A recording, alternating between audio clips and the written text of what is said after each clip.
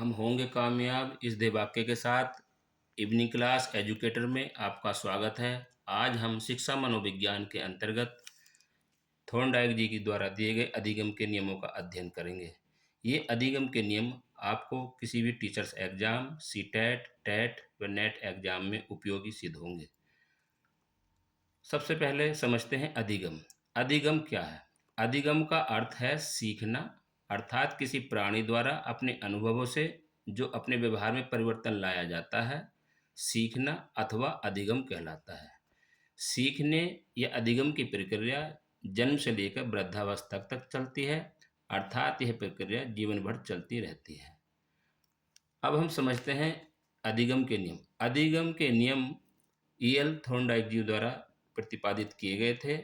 EL Thorndike जी द्वारा ये नियम दो भागों में विभक्त किए गए हैं।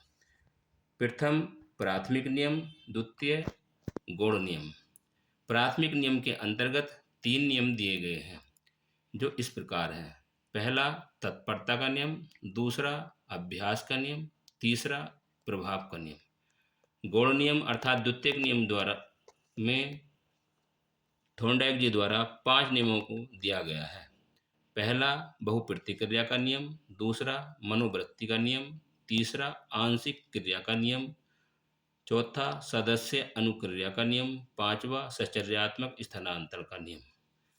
अब हम थॉर्नडाइक जी द्वारा दिए गए प्रथम नियमों के बारे में विस्तार से समझते हैं। इसमें सबसे पहला नियम है तत्परता का नियम। तत्परता के नियम के अनुसार यदि कोई व्यक्ति किसी कार्य को करने के लिए तत्पर हो तब वह उस कार्य को आसानी से सीख लेता है। दूसरा नियम है अभ्यास का नियम। अभ्यास के नियम के अनुसार थॉर्नडाइक जी द्वारा बताते हैं कि यदि कोई व्यक्ति किसी क्रिया को बार बार दोहराता है अथवा बार बार अभ्यास करता है तब वह अधिक प्रभावपूर्ण व स्थायी बन जाता है। अतः अभ्यास से व्यक्ति में पूर्णता आती है। यह अभ्यास का नियम है। अभ्यास के नियम के भी 2 रूप हैं, उपयोग का नियम, दूसरा अनुपयोग का नियम। उपयोग के नियम के अंतर्गत अभ्यास करना अर्थात किसी कार्य का सीख जाना। अनुपयोग के नियम के अंतर्गत अभ्यास न करना अर्थात किसी कार्य को भूल जाना। तीसरा नियम थॉर्नडाइक जी द्वारा प्रभाव का नियम बताया गया है। इस प्रभाव के नियम के अनुसार यदि किसी कार्य का प्रभाव या परिणाम संतोषजनक होता है तब वह व्यक्ति उस कार्य को सीख लेता है, और यदि किसी कार्य का प्रभाव असंतोषजनक होता है तब वह व्यक्ति उस क्रिया को नहीं दोहराता और उस क्रिया को या उस कार्य को भूल जाता है। धन्यवाद।